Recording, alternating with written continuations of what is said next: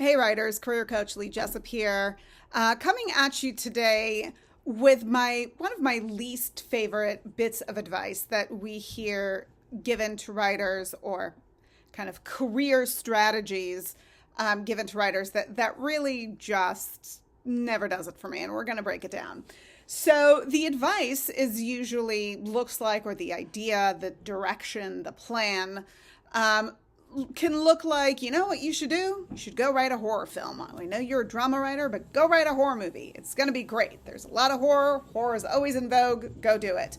Or the flip side of it, when it's not advice, is when the writer goes, you know what, I'm really having a hard time breaking in my genre. Maybe I should just write a horror movie because they make a bunch of them. They are cheap. They are desirable. Why should I not go and write a horror movie to break in? Well, let me tell you the one why not, as my dogs run in and out in the background, and thank you for bearing with that.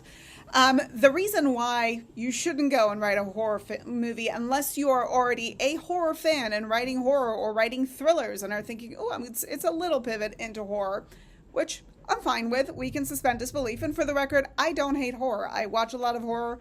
I have children. They love their horror, so I watch a whole lot of it. But the problem with the advice or the pivot, write a horror to break into screenwriting, is this. If you are not inherently a horror writer, if you've not been watching a ton of horror, if you don't love that space, if you've not been thinking about that space, you are not going to be as adept in writing a new, fresh, exciting horror movie because you just don't have the knowledge base to be able to power that career move. Now, the additional challenge with that, on the flip side, after, let's say you wrote a horror film, you wrote a horror screenplay, and it's great and it's exciting, you hated the process, but it's being well received.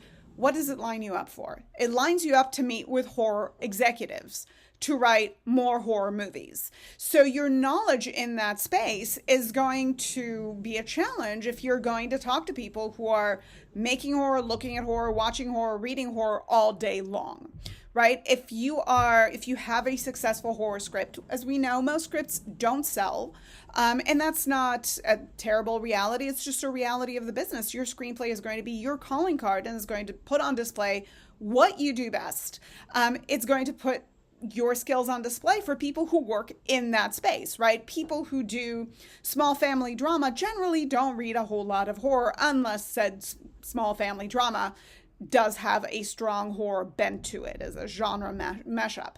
So the challenge there is that you're trying to write yourself into a space filled with experts in that genre that you don't ultimately want to work in. Because of that, I did a video before about chasing trends and not chasing trends. And if you haven't checked it out already, do check it out, please. I think it's really important to write to your core competency, to write to the space that you love, to your sensibility, because that's where you are more likely to be successful, not only for one script, but in the long run, because you will meet with like-minded filmmakers, like-minded producers, managers who respond to that material. So your best bet is always to bet on your sensibilities and to write the most market-friendly version of your material, right? The most market-forward, taking into account industry preferences and a little bit of what's happening in the market, but don't chase trends, and certainly don't position yourself to write something that you can't have long career success in because it's not your space and it's not inherently what you want to do. I find that passion on the page is really important, so I encourage you to write to your passion, write the projects that are exciting to you, and build a career that way. All right, you guys, I hope this little nugget has been helpful. Do look out for more coming your way. If you haven't already, subscribe to my channel, and I'll be releasing more of these as days go by. Bye.